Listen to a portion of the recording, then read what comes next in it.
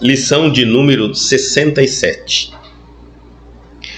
Está no Evangelho de Lucas, capítulo 9, versículo 30.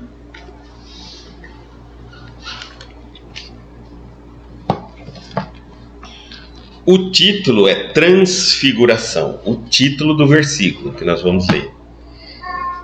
Bom, e aqui neste versículo 30 do capítulo 9 do Evangelho de Lucas, nos diz assim, Lucas: E eis que estavam falando com ele dois varões, que eram Moisés e Elias.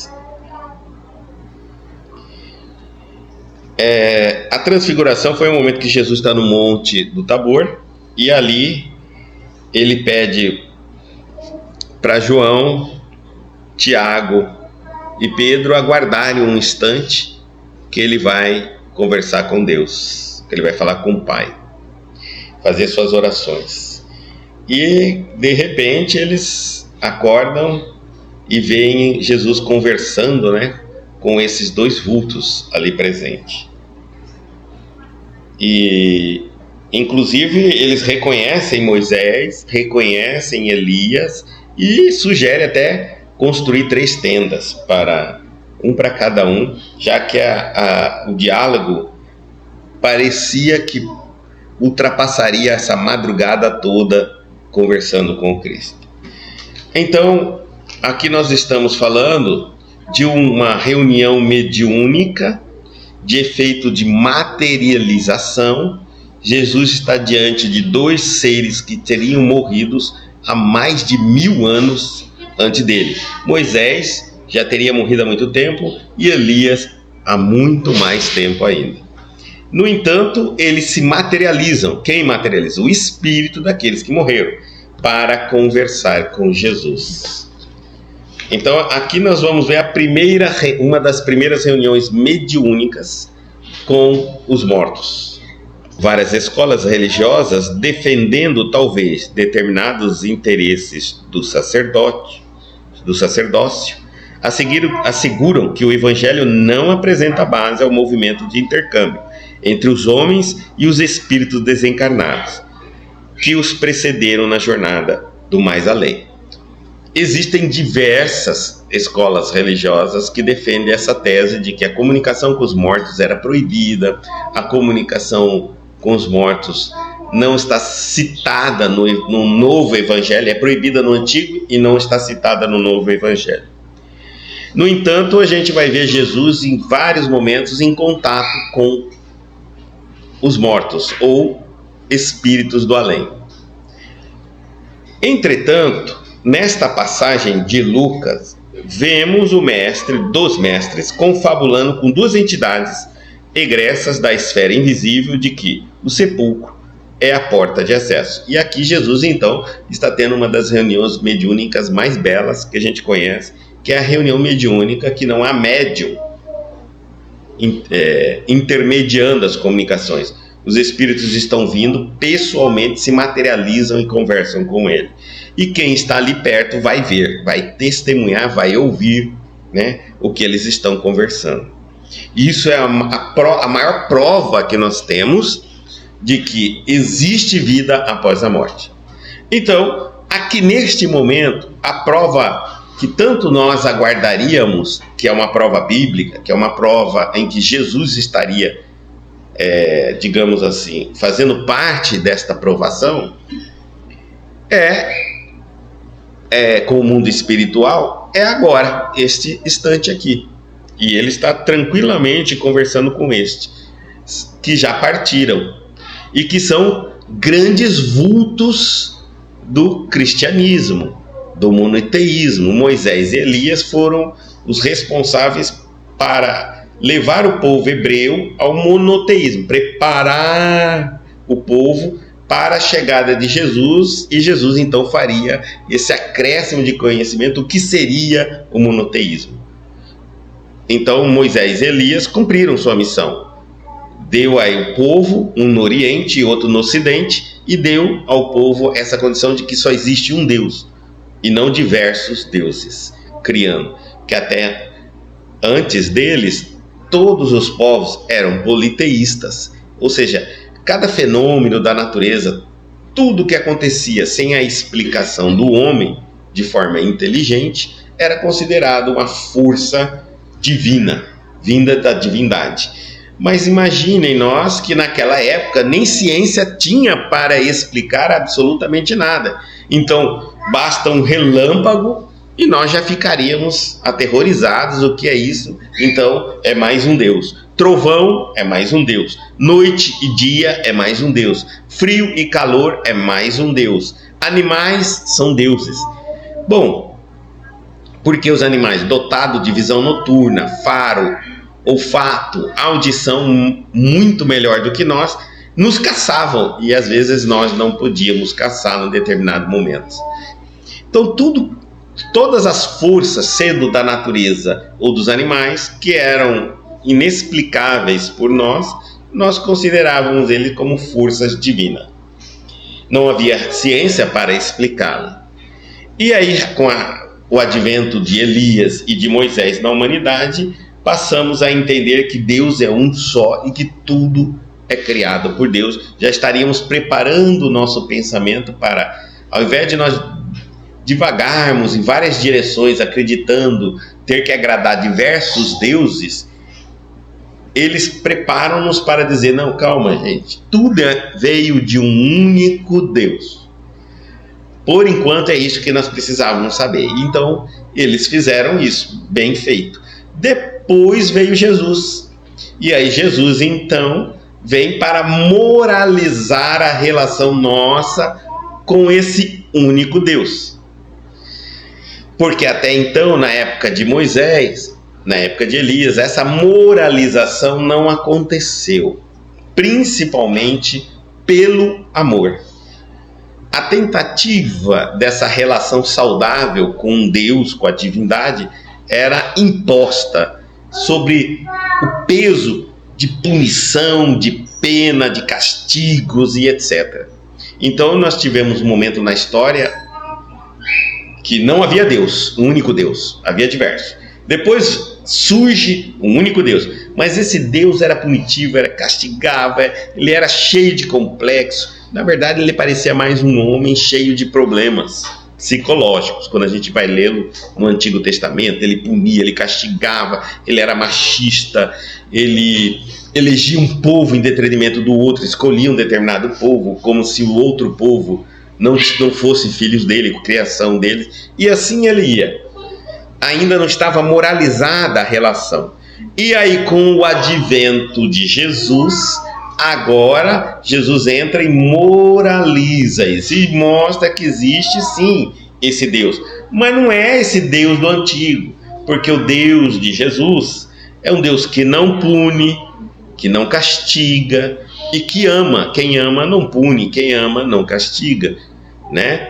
E para ter amor não pode ter medo. Até na época, até Moisés e Elias, nós temíamos a Deus. Quem teme não ama, porque só teme o que não conhece. Quem ama não teme, porque quem ama conhece, entende, compreende. Então, aí entra Jesus e nos ensina a amar esse Deus, mostrando a diferença enorme entre um Deus magnânimo, extremamente bom, justo, piedoso, comparando com um Deus ainda muito primitivo, natural, de que vamos perceber aqui porque Jesus foi capaz de nos trazer a notícia de um Deus tão belo, tão misericordioso e tão amável, porque ele era um arcanjo. Por que Elias e João Batista não nos trouxe esse mesmo Deus? Porque eles não eram um arcanjo. A evolução dos espíritos lhe dão maturidade e também proximidade com a força, com a divindade, com Deus. É natural que Jesus pode ver Jesus, entre aspas, face a face, mas nós não, nem Moisés e nem Elias. Por isso eles vieram fazendo o máximo que podiam fazer, porque nem eles conheciam Deus tão em profundidade quanto Jesus. E Jesus então veio trazer um Deus, ainda não o máximo que ele podia nos falar sobre Deus, mas o máximo que nós poderíamos compreender, e para principalmente colocá-lo ele, a partir daquele determinado momento, no lugar desse Deus mosaico, desse Deus ainda de Elias. Bom, feito os seus papéis, eles desencarnaram, Elias e Moisés. E aí vem Jesus fazendo todo o seu trabalho, vai ter uma nova reunião. Dizem os espíritos, não tem nada comentado na Bíblia, que naquele momento havia uma reunião.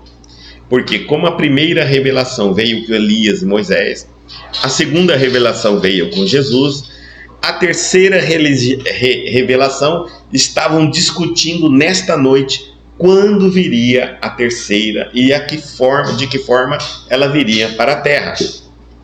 Então, dizem os espíritos que não foi revelado e que num determinado momento isso será revelado, qual vai ser esse combinado. Nós acreditamos que a terceira revelação veio com o advento do Espiritismo, mas não há nada assim provado, né? Porque muitas religiões acreditam que a terceira ainda virá com a vinda física de Jesus no planeta Terra.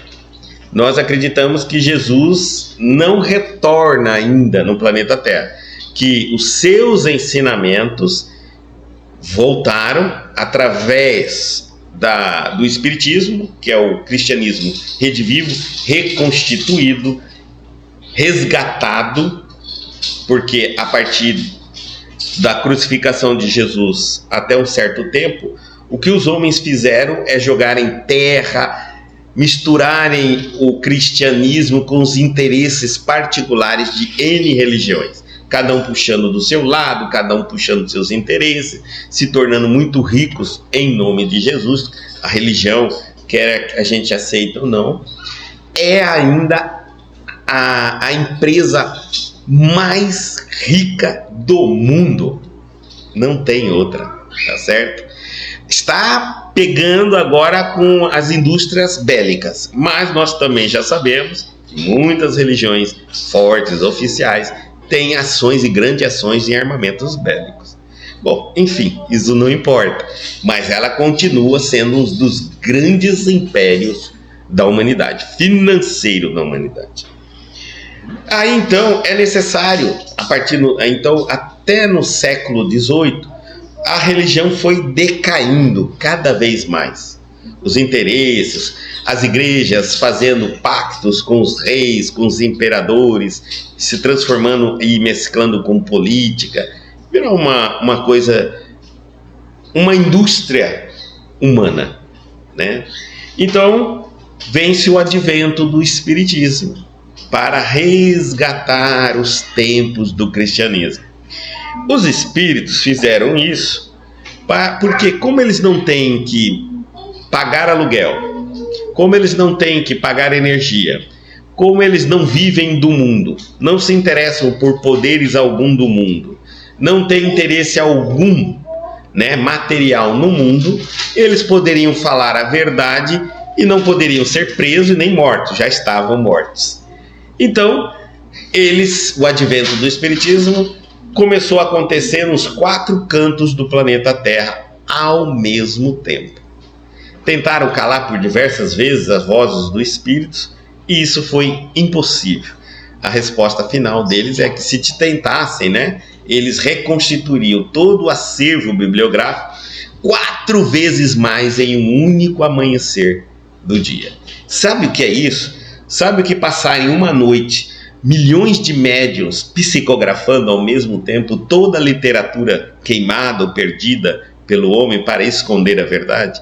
Então, nós sabemos que, através do Espiritismo, estamos trabalhando com forças ocultas, inteligentes, e que não podemos deter a verdade. A verdade está vindo, quer a gente aceite ou não aceite. É uma força, é uma potência impossível de deter. As demais podem ser compradas, podem ser questionadas, podem ser inclusive, eu diria assim, perseguidas, mortas, assassinadas. O espírito é impossível.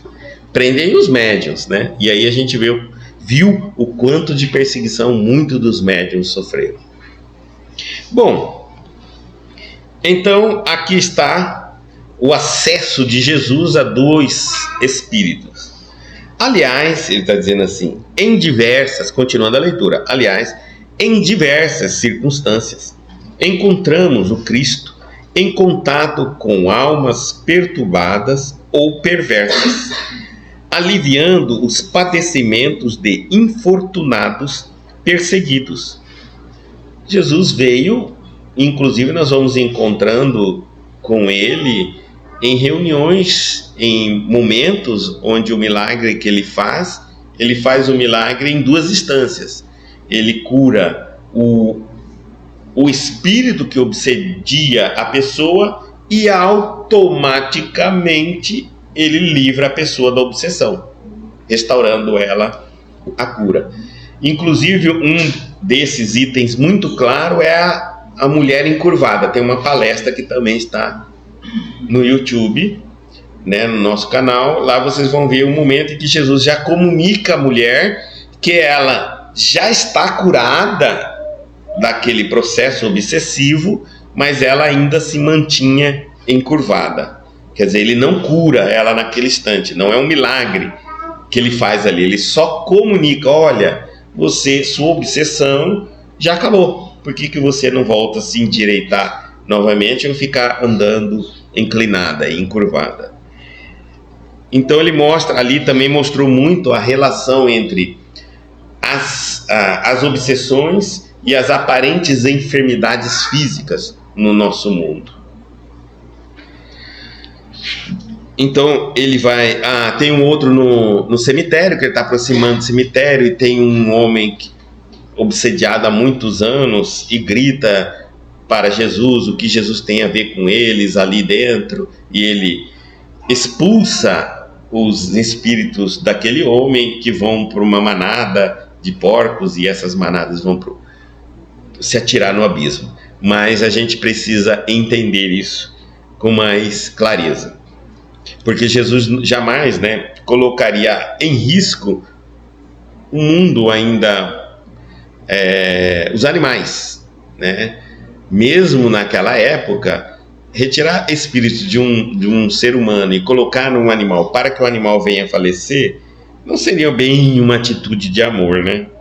Mas a gente pode entender como naquela época, entre a prioridade de o ser humano e do animal, muitas pessoas ainda acreditam que os animais vieram para morrer, que os animais vêm no mundo para nos servir de alimento, que os animais não têm sua própria evolução, que os animais é algo criado por Deus para ser os nossos alimentos, quando na verdade isso não é real, né? Os animais têm sua evolução como nós temos a nossa.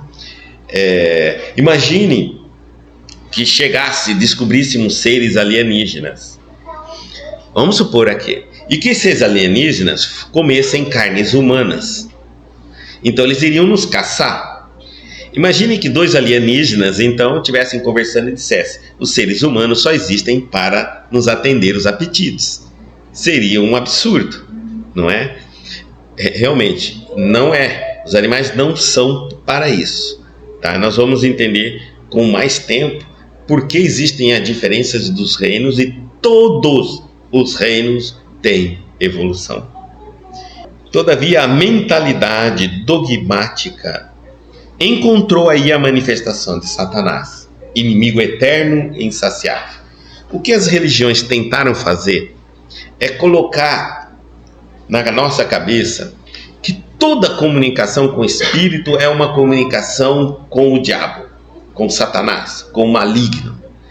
Porque na realidade, o que as religiões tentaram fazer, nos intimidando, é proibir-nos o acesso direto àqueles que poderiam nos ensinar sem cobrar absolutamente nada. Isso diminuiria muito o poder da igreja, porque se eu não precisasse de um intermediário de alguma igreja para falar com os espíritos, meu Deus, para que eu preciso da igreja? Aí eu estaria empobrecendo a finalidade da igreja. Ocorreram alguns pequenos erros nesse campo de curiosidade. É que teve uma época que a criação de santos era algo maravilhoso para a igreja, porque a cada criação de um santo se elegia capela, igreja e ofertas. Então a igreja começou a perceber que se ela tivesse mais santos, ela arrecadaria mais dinheiro, teria mais propriedades, porque ela precisaria de mais altares. Imagine que um santo, um único santo, se nós considerarmos o nosso Brasil apenas, quantas capitais não tem? Cada capital vai ter que ter uma igreja daquele santo. Quantas propriedades estariam sendo construídas para aquele único santo? Tá certo? Então imagine isso para uma quantidade de santos. Mas no meio disso, da canonização, eles foram canonizando todos aqueles que popularmente as pessoas davam seu testemunho de ter havido curas, de ter havido milagres. Quando o Vaticano assusta, ele havia acabado de declarar uma senhora, uma mulher, mas ela era evangélica e ela acabava de ser santa. De repente, eles se fecharam e disseram: calma, nós estamos ficando loucos? Se por um acaso nós aceitarmos que uma evangélica se torne santa, estamos dizendo que o homem não precisa da igreja para ir para o reino dos céus. Estamos provando que uma evangélica que não vai na nossa igreja é santa. Encontrou o reino do céu sem passar por nós. Então aí foram criada uma comissão na igreja para investigar os fenômenos, para investigar os milagres e tudo mais. Mas até naquela época era extremamente vantajoso criar santos. Por isso há milhares e milhares de santos que não são santos. São, na realidade, apenas interesses, como eles estão dizendo aqui, do sacerdócio, de arrecadação. Bom, e aí então como que eles falaram? Olha, qualquer comunicação fora da igreja como intermediário é com Satanás, é com o demônio. Está proibido a partir de hoje a comunicação com os espíritos. E atemorizou as pessoas. Então, olha, se eu não posso entrar em contato com Deus em casa, na escola, no meu local de trabalho, eu só posso encontrar com Deus dentro da igreja, eu tenho que ir na igreja. E assim eles lotaram as igrejas. Outra coisa também, a ideia fabulosa é de ter criado o demônio, o diabo e o Satanás. Porque através disso, a igreja, até na entrada do século XVIII, ela estava falindo de fiéis. Ela havia alcançado um império gigantesco, e aí nós tivemos guerras e guerras, e também, bom, a história nos mostra isso. Quem tiver interesse, estude, vai ver que é muito interessante a história. E então, com o surgimento do século XVIII para o século XIX, o iluminismo veio para nos esclarecer um pouquinho essa ideia de que tudo tinha que ter a intervenção da igreja para ter o carimbo de divindade, de bondade, de santidade. Então, a partir desse instante, antes dessa criação do selo religioso, das investigações religiosas, os fiéis estavam se afastando da igreja, e aí então eles tiveram uma grande solução. O demônio, o diabo e o Satanás passaram a morar fora dos templos religiosos. Então, saindo de qualquer templo religioso, você estava com contato direto com o demônio. A partir deste momento, você podia ser atentado pelo demônio. Então, se você não viesse na casa de Deus, você não poderia ganhar reforço moral, espiritual, sentimental para vencer o demônio fora da casa de Deus. Bom, desta forma atemorizou a população e não teve outro retorno a não ser lotar as casas, os templos religiosos novamente, né? E aí então eles colocaram como todas as manifestações são de Satanás, inimigo eterno e insaciável. É importante nós entendermos, quando ele fala a criação de um inimigo eterno e insaciável, é que não é possível ter um inimigo eterno.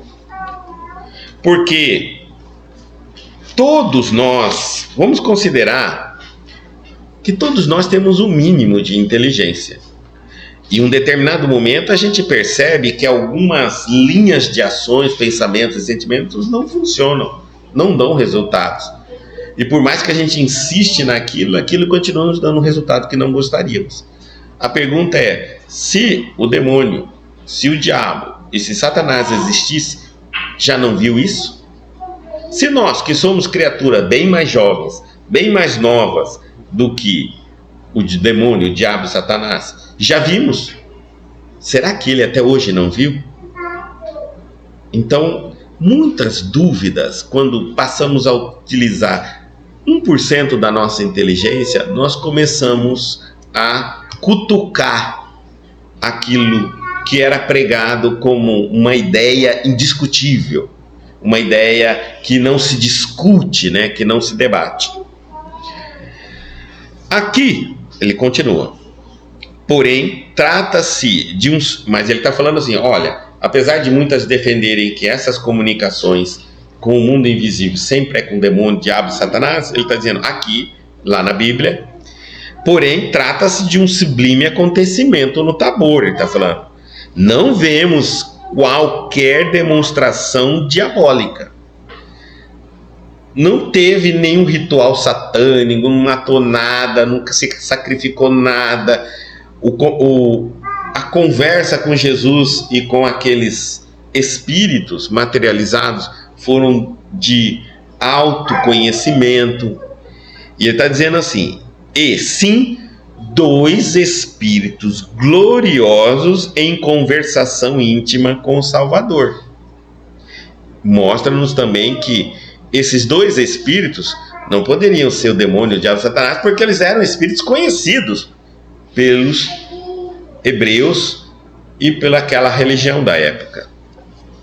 E não podemos situar o fenômeno em associação de generalidades. Não podemos dizer que isso aí é igual a todos os fenômenos que ocorrem demoníacos.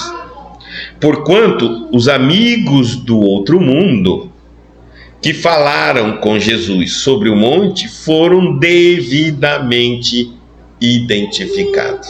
Ou seja, não só foram identificados, reconhecidos, como nada o que aconteceu ali poderia ser colocado na conta de algo demoníaco, do mal, de inferior. Então, não é Jesus que diz, olha, eu estou conversando aqui com Moisés, com Elias, eles identificam, os próprios apóstolos, né? E anotam, estão ouvindo a conversa e não há nenhum registro de maldade.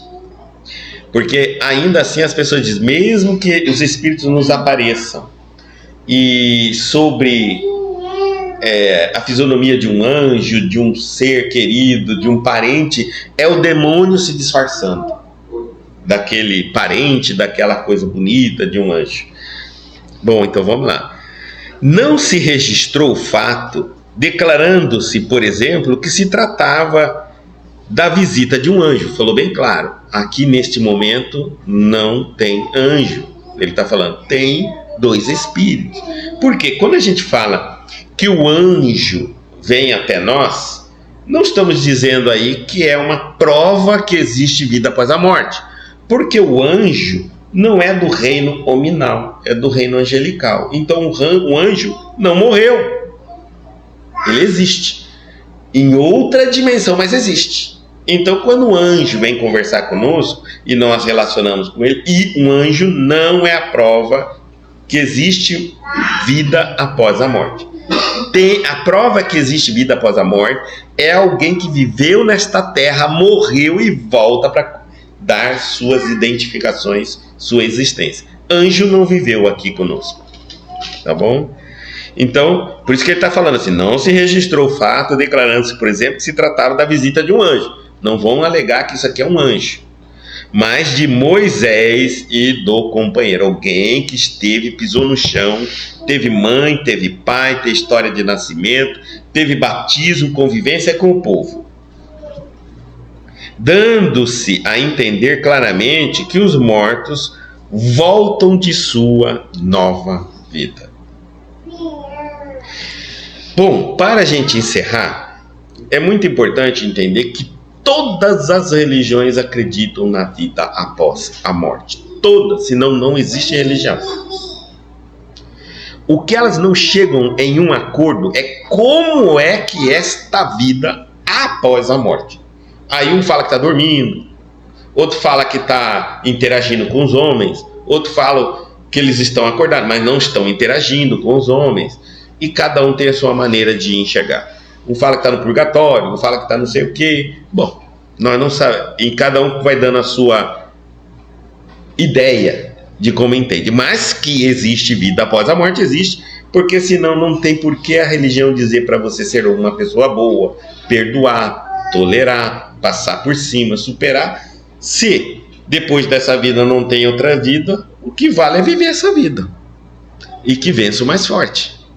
Então, eu perderia, a religião que não defendesse vida após a morte, estaria dando um tiro no próprio pé. Então, se defendem sim. O que elas proíbem é a comunicação com esses mortos, com essas vidas que se mantêm após o mundo físico. E isso é muito importante entender. No Velho Testamento é proibido. Eu falei, porque naquela época, gente, meu Deus, como o povo hebreu foi escravo em diversos momentos da história, ele acabou misturando, pegando práticas, culturas, e acabou se mesclando com muitas coisas que não eram legitimamente judaico-hebreu. Então, principalmente quando eles foram escravos do povo egípcio, que era politeísta. Depois foram escravos do povo romano, que eram politeístas. Então, muitas pessoas muitos hebreus acabaram se misturando. E os egípcios, os romanos, tinham aquela coisa de ter profetas, adivinhadores, leitores de sonhos, leitores de sorte. Tudo isso que nós temos hoje, esse comércio gigante com o mundo espiritual, desde aquela época sempre existiu. Né? Ciganos, por exemplo, sempre existiu também na humanidade. Culturas muito antigas. Bom, então o povo começou a se utilizar dessa comunicação com os mortos, que não eram proibidos, para qualquer coisa na sua vida.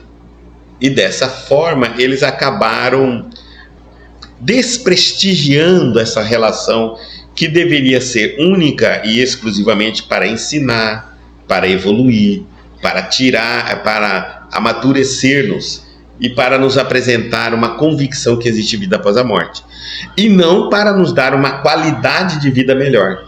Então nós começamos a utilizar, naquela época, né, eles começaram a utilizar muito para adivinhação de sorte, de futuro, de tudo que você imagina. Bom, quando Moisés tenta a travessia do deserto, ele poderia fazer aquilo em 4 anos. O deserto não é tão grande, hoje a gente consegue até medir. Mas ele fez em 40 anos.